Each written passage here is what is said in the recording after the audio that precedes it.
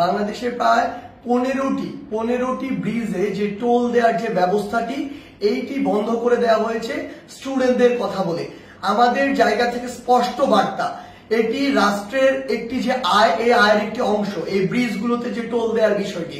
So কেউ স্টুডেন্টদের কথা বলে হোক, বৈষম্য বিরোধী ছাত্র আন্দোলনের কথা বলে হোক, এই নামের অপব্যবহার করে কেউ বাংলাদেশের কোথাও ভুলে এই কাজ করবেন না।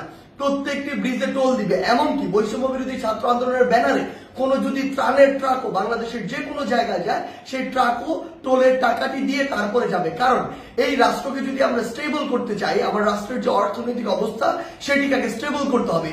কিন্তু ক্ষমতার অপব্যবহার করার যে নোংরা সংস্কৃতি ছিল এত বছর ধরে, এখন আপনি যদি সামান্য কিছু একটি অস্থিতিশীল অবস্থা দেখে আবার সে ক্ষমতার অপব্যবহার করেন এবং আপনার কথা মতো কোনো একটি জায়গায় ব্রিজে টোল দেওয়া বন্ধ করে দেন কিংবা কোনো একটি স্টিকার দেখে পার হয়ে যান, এটিকে আমরা কোনোদিনও সমর্থন করি না।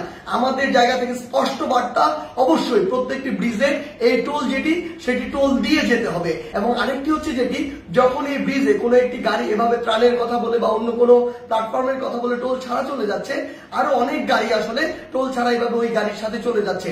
এই যে অপসংস্কৃতিটি কিংবা ক্ষমতার অপব্যবহারের যে নোংরা বিষয়টি, এটি আমরা কখনো সমর্থন করি না। রাষ্ট্রের যে আয়ের সেক্টর গুলো রয়েছে সেগুলো সুন্দরভাবে চলতে হবে রাষ্ট্রের সুন্দরভাবে চলার জন্য। আরেকটি গুরুত্বপূর্ণ বিষয় যেটি আমরা দেখতে পাচ্ছি, আমাদের জায়গা থেকে স্পষ্ট বার্তা, আপনাদের চোখের সামনে স্টিল জ্বলন্ত অনেকগুলো উদাহরণ রয়েছে, সেগুলো থেকে শিক্ষা নিন, না হলে জনগণ আপনাদেরকে আস্থা করে নিক্ষেপ করবে।